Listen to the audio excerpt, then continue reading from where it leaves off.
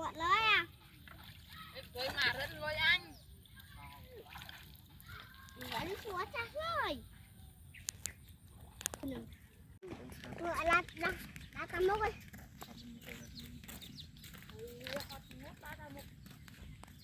Tao mốc này đi rồi đây. Không, đấy, anh em biết như này này.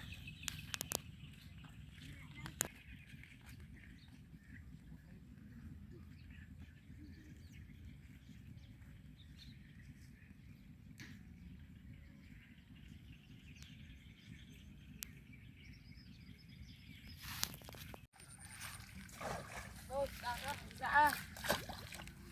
Ba đấy cửa. Rồi đi tôi đá vô mình nhanh.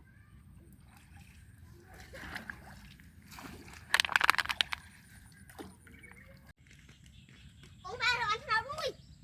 Thế như thế anh. Chua, đây chua. Này, ở phần break canh này.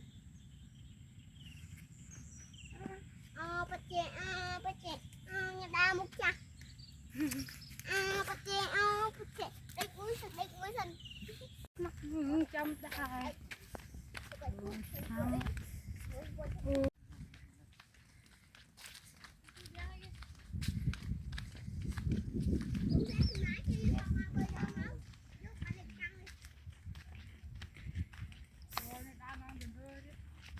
Đi lặng đi. Đi hay.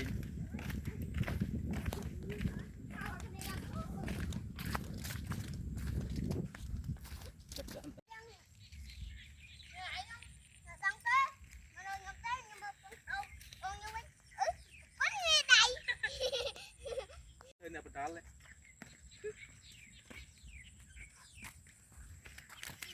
Ôi quả nhưng mà không rươn luôn. Phải nên cá to tu chi diện.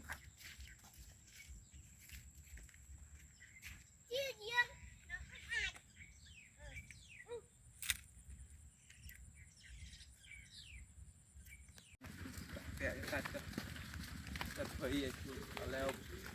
Ba. Quay bóng đá tới giúp không? Ngu quá. Anh không? Dạ. Nó bông dân ố hai tay nó kia nè, cầm màu. Dạ, ta đâu mà. Đưa tao theo bên đấy, tiếp tao theo. Ôi, đi lên bùi bùi. Kìa bông nhá. Đi tiếp ra lại sông Kim này. Là không tiếp rùa, không táo với lại sông Kim này.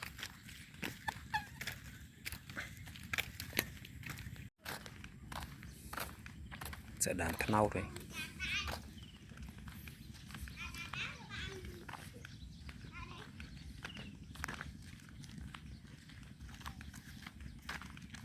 Chị đông bị nát hết.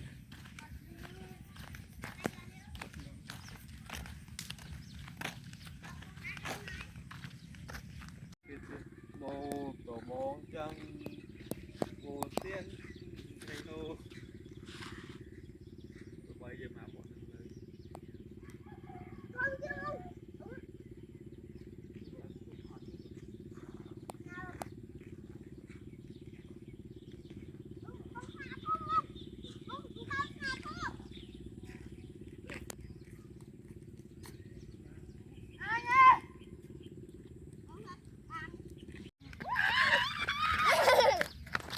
Một cái gì? Không miền không? Cá con phao vịt ôm mà nhưng biết cặp một thôi.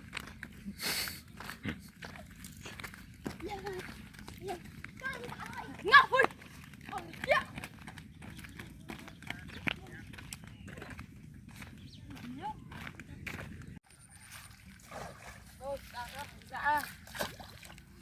Ba đấy cửa.